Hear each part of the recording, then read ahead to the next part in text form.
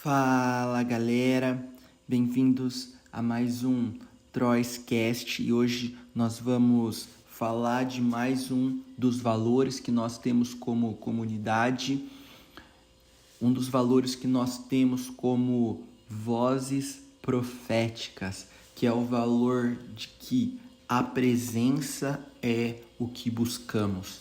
A presença é o que buscamos, sabe? Eu acredito que esse é um chamado para nós entendermos que é tudo sobre a presença. Na verdade, a cultura do céu, ela é uma cultura baseada na presença. E eu acredito que nesses últimos dias o Senhor está levantando uma geração de pessoas como Davi, que clamava dizendo: uma coisa peço ao Senhor e a buscarei, que eu possa morar na casa do Senhor todos os dias da minha vida, para contemplar a beleza do Senhor e meditar no seu templo. Salmos capítulo 27, versículo 4, nos fala sobre anseio, sobre essa busca do rei Davi, que tinha tudo, que realmente era uma pessoa rica, próspera, era uma pessoa que realmente foi acompanhado por sinais e maravilhas, mas o coração dele estava em uma coisa: ele estava buscando pela presença. E realmente eu quero incentivar você a meditar sobre isso, e não somente meditar sobre isso e perguntar para você mesmo: uau, qual tem sido a minha prioridade nesses dias? Mas eu quero encorajar você também a ir para um local secreto e começar a clamar: Senhor, sim, eu quero tudo que o Senhor me prometeu. Eu quero bênçãos financeiras, eu quero sim bênçãos materiais. Deus, eu quero até mesmo avivamento. Mas Pai, eu não quero nada disso sem você. Eu acredito que esse é o clamor de nós como vozes proféticas. Assim como Moisés, nós começamos a clamar: Senhor, incrível a terra prometida, incrível o que o Senhor tem para nós, mas nós não iremos sem você. A nossa terra prometida é o próprio Deus. Amém? As nossas bênçãos é o próprio Deus. As nossas promessas são o próprio Deus. Nada disso, irmão, vai fazer sentido. Nada disso vai importar se nós tivermos tudo, mas nós não tivermos a Ele. E de forma prática, como que a gente vai começar a viver essa cultura? Como que a gente vai viver esse valor, esse estilo de vida? Salmos 24, do versículo 3 ao versículo 6, vai falar sobre como nós podemos ser um povo, uma comunidade que busca pela presença. Diz: quem poderá subir ao monte do Senhor? Quem poderá permanecer no seu lugar santo? Aqueles que têm mãos limpas e coração puro, que não recorre aos ídolos, nem jura por deuses falsos. Assim é a geração que o busca, que busca a tua face, ó Deus de Jacó. Esse é o estilo de vida. Essa é a maneira de nós buscarmos a presença, termos mãos limpas e um coração puro. Mas eu quero deixar bem claro que nós termos mãos limpas e um coração puro não se trata do nosso esforço próprio para que a gente se torne perfeito. Não, isso é pela graça. Sabe, meus irmãos, se foi pela graça que nós fomos salvos, como nós achamos que agora a partir daqui vai ser pelo esforço próprio que nós continuaremos? Não faz sentido. Não faz sentido eu ter sido salvo pela graça, mas a partir de agora eu começar a caminhar pelo meu braço, pela força do meu braço. Gálatas fala essa realidade, que nós fomos salvos pela graça e é pela graça que nós continuaremos a viver esse estilo de vida. Porque graça, irmão, não é somente favor imerecido. Na verdade, graça também é poder de Deus para que a gente possa fazer algo que antes nós não podíamos fazer sozinhos. Então, nós vamos começar a caminhar nesse estilo de vida, de pessoas que têm mãos limpas e um coração puro, mas não pelo nosso próprio esforço, mas pela graça. E sabe, na verdade, uma das coisas que eu mais amo nesse versículo é que ele também alinha a nossa motivação para caminhar em santidade. Ele alinha o nosso coração para um lugar certo. Muitas vezes a gente teve uma mentalidade de que Deus, eu quero dizer não para o pecado, eu quero dizer não para certas coisas, porque eu tenho medo de ir para o inferno. Porque eu quero ser salvo, porque eu não tenho certeza se eu vou para o céu ou não. Meu irmão, a partir do momento que você entregou a sua vida para Jesus, você é salvo pela graça. Mas esse versículo, ele está me alinhando para uma nova perspectiva. Ele está falando, olha, eu não quero mais caminhar em santidade porque eu vou ser salvo. Eu já sei que eu sou salvo. Eu quero caminhar no estilo de vida em santidade porque o meu objetivo agora é ver a face de Deus. Sabe, meu irmão, a gente está tendo um alinhamento de mentalidade aqui como comunidade, como vozes proféticas. A nossa mentalidade como vozes proféticas não é simplesmente ir para o céu, mas é trazer o céu para a terra. E a gente precisa começar a entender isso, porque sim, a presença é o que buscamos, a presença é o que desejamos, a presença é a nossa bênção, a nossa terra prometida, o nosso galardão, mas eu acredito que ao buscarmos a presença, nós também vamos colher frutos que são para agora. Nós iremos colher o fruto do avivamento. Sabia que você sempre vai refletir a cultura daquilo que você está mais consciente? Como assim, Léo? Se você está vivendo consciente do Espírito Santo e do coração do Pai, você vai começar a refletir essa realidade ao seu redor. É por isso que a Bíblia vai falar em Números, capítulo 6, do versículo 24 ao 26, o seguinte: Senhor, nos abençoe e nos guarde. O Senhor faça resplandecer o seu rosto sobre nós e nos conceda graça. O Senhor volte o seu rosto para nós e nos dê a paz.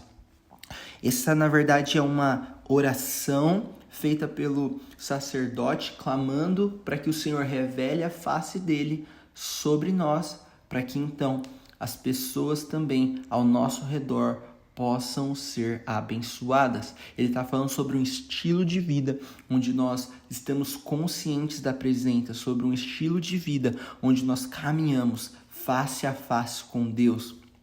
Na verdade, eu amo isso até mesmo no Novo Testamento, porque eu acredito que uma das passagens bíblicas que mais apontam para essa realidade é Atos capítulo 5, no versículo 15 e 16, que relata que a sombra de Pedro curava.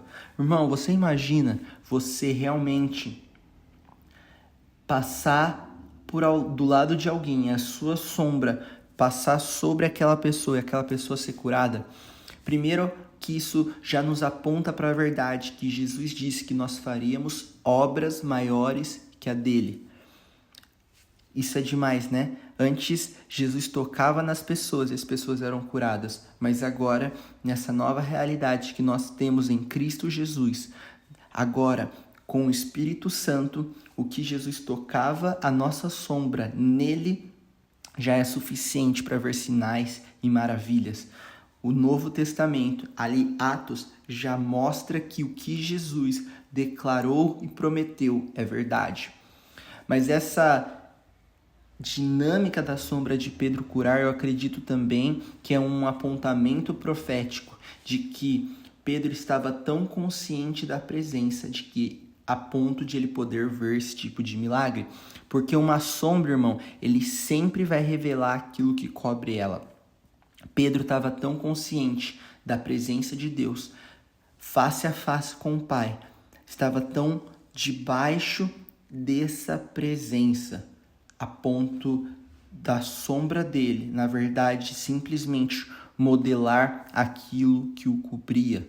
E até mesmo em Mateus capítulo 6, versículo 10, na oração do Pai Nosso, quando diz assim na terra como no céu. Irmão, a gente precisa começar a entender como vozes proféticas que essa não é uma frase de efeito bonitinha, não é uma frase de Instagram que a gente vê por aí, não é uma frase que a gente vê em cultos simplesmente porque ela é clichê, não. Ela é um comissionamento de Deus para nós.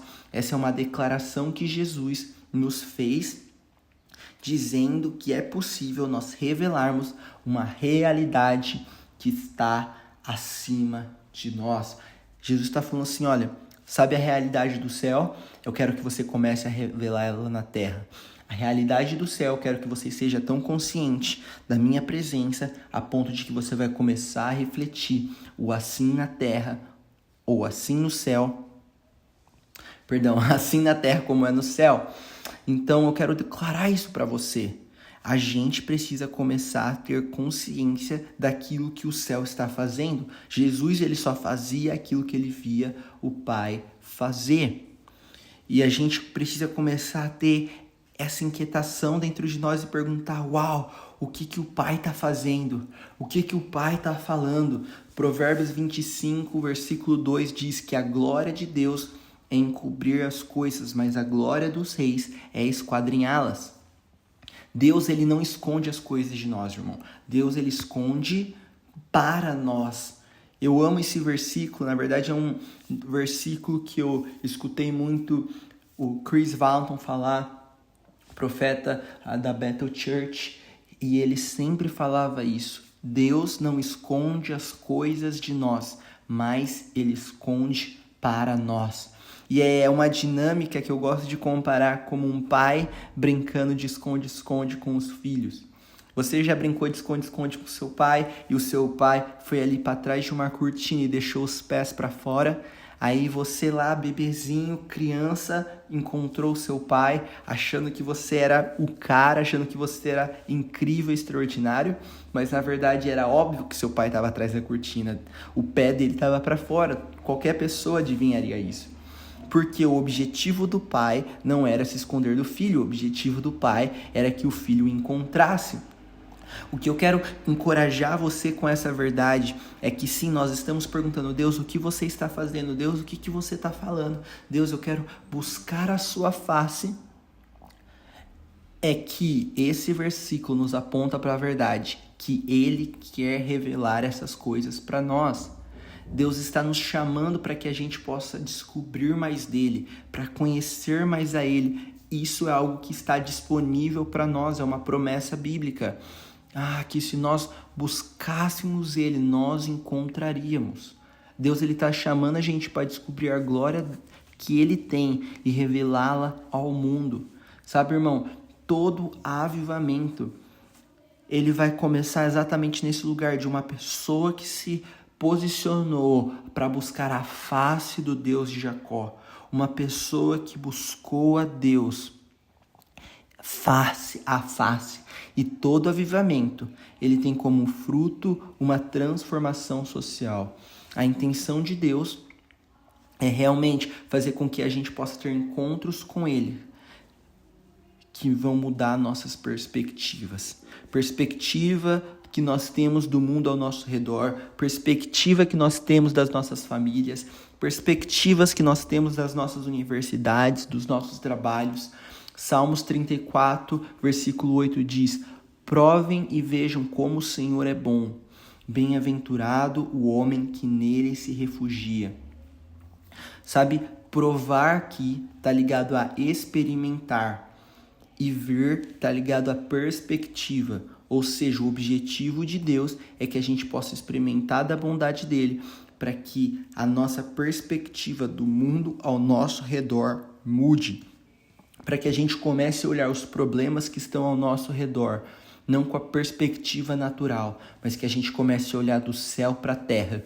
Irmão, o que o céu tem para dizer sobre crises financeiras?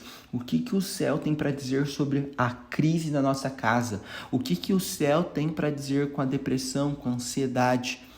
E aí a gente começa a olhar não da perspectiva natural, mas a gente começa a olhar do céu para a terra e a gente começa a trazer essa realidade do céu para a terra. Eu tô tão consciente da presença, eu tô buscando a face de Deus e essa é a minha prioridade. Foi para isso que eu nasci, que eu tenho um transbordar para a vida das pessoas que estão ao meu redor, sabe? Tem muita pessoa que realmente tem buscado algo, e eu quero dizer para você como voz profética, nós somos a resposta para essas pessoas em Cristo Jesus. A palavra fala que o mundo anseia com grande expectativa a manifestação dos filhos de Deus. Sabe, Salmos 27, versículo 13, fala um versículo que na verdade é de uma versão em inglês, mas eu amo essa versão e a tradução dela seria mais ou menos assim: eu teria me desesperado se eu não acreditasse que eu veria a bondade de Deus na terra dos viventes. Eu teria me desesperado, é isso que o salmista fala. E é aqui a primeira coisa que eu quero apontar para você. O desespero, ele só vai surgir nas áreas da nossa vida em que eu ainda não tenho uma revelação da bondade de Deus. Nas áreas da nossa vida que nós ainda não tivemos um encontro face a face com Deus, nós não convidamos Deus para essas áreas da nossa vida, é consequente, é natural que nós venhamos a nos desesperar ali. E sabe, esse versículo também ele vai nos apontar para uma realidade que a nossa fé, ela só vai poder acessar uma revelação daquilo que nós acreditamos que Deus é bom. A sua fé, ela só vai explorar a terra que ela sabe que está ocupada pela bondade de Deus. Então, o que eu quero apontar para você como verdade é que uma revelação da bondade de Deus é o convite para explorar com fé. A gente falou no podcast passado sobre Deus é bom, esse foi o nosso primeiro valor. Se você não assistiu, eu quero encorajar você a assistir lá depois desse podcast. Mas, irmão, eu e você precisamos começar a entender e receber uma revelação de que Deus é bom. Porque se eu recebo a revelação de que Deus é bom, naturalmente eu vou ter uma coragem para explorar, para ir além, para ir mais fundo. Eu vou receber esse convite para chegar mais perto dele. Então, se eu entendo que ele é bom, se eu começo a ter essa revelação, eu tenho a confiança de que ele vai se revelar para mim e ele vai começar a me capacitar para mudar a história. Eu amo uma frase do Bill Johnson que diz que porque Deus é bom, nós devemos sonhar grande. Uau, irmão, se eu e você nós entendemos e recebemos a revelação de que ele é bom, eu vou começar a buscar a face dele com a convicção de que ele vai se revelar para mim. E não somente isso, de que o encontro face a face com ele é suficiente para que eu possa ver a história da minha casa transformada, a história da minha universidade transformada, a história do meu trabalho transformado, a história da minha cidade transformada, a história do país que eu vivo e das nações sendo completamente restauradas, porque eu entendi que ele é bom e assim eu pude ousar em buscar ele face a face. Sabe, irmão, eu quero encorajar você. Tem muita pessoa que me pergunta: Léo, qual que é o meu propósito de vida? Para que eu nasci? Irmão, você nasceu para uma coisa. Você nasceu para ser um com ele. Você nasceu para buscar a face dele. Nós, como vozes proféticas, entendemos isso. Esse é o nosso valor. A presença é o que buscamos. Contemplar a beleza dele, ser satisfeito nele. E nesse lugar onde nós encontramos ele face a face, nós começamos a refletir a glória dele, nós começamos a refletir a beleza dele. e naturalmente as coisas ao nosso redor vão começar a ser impactadas pela realidade do céu, porque eu tô tão consciente daquilo que ele está fazendo, porque eu tô tão consciente daquilo que ele está falando, que naturalmente eu vou começar a transbordar isso para as pessoas ao meu redor. Irmão, você nasceu para isso, para ter um encontro face a face com Deus. Eu acredito que esse é o chamado de Deus para nós nesses últimos dias, um encontro face a face. Irmão, o que você está disposto a fazer por um encontro face a face? O que você está disposto a fazer? Até onde você está disposto a ir? Eu acredito que Deus está nos batizando com fome e com sede. Se você assistiu esse podcast até aqui, eu acredito que na verdade o Espírito Santo agora mesmo está tocando você e está depositando em você uma nova fome, está depositando em você uma nova sede para buscar a presença dele acima de todas as coisas. Uma fome e uma sede, não por sinais e maravilhas somente, não por um púlpito, não por um título, não por estádios, não por avivamento nas nações, não por escrever livros best-sellers, não por ser reconhecido nas redes sociais, não. Ele está depositando em você uma fome e uma sede que só vai poder ser preenchido por ele. Eu quero declarar sobre você o que a Bíblia vai relatar em João 4, que conta a história de um avivamento de uma cidade, onde uma mulher samaritana, ela teve fome e sede pelo Senhor, e ela não somente foi satisfeita nele, foi satisfeita pela água viva do céu, mas ela transbordou e viu a cidade dela inteira ser alcançada pelos reis dos reis, porque ela teve uma fome e uma sede. Então agora mesmo, onde você está, eu quero dizer para você, o Espírito Santo está te batizando com uma fome e com uma sede por ele. Amém? Eu quero encorajar você. Se você realmente tem fome e sede por ele, tem muito conteúdo aqui que eu acredito que vai abençoar você sobre o profético, sobre cura, sobre avivamento, sobre como descobrir o seu propósito, como ser liberto da pornografia. Tem muito conteúdo bacana e eu quero realmente encorajar você. Tem o Spotify, tem o canal nosso do YouTube, o Instagram, tudo aqui no link da bio. Se você não segue a gente ainda, começa a seguir a gente em todas as redes sociais. Tá saindo muito conteúdo incrível. Então, é só o começo daquilo que Deus tem para nós como vozes proféticas. Vejo você na semana que vem, no próximo podcast.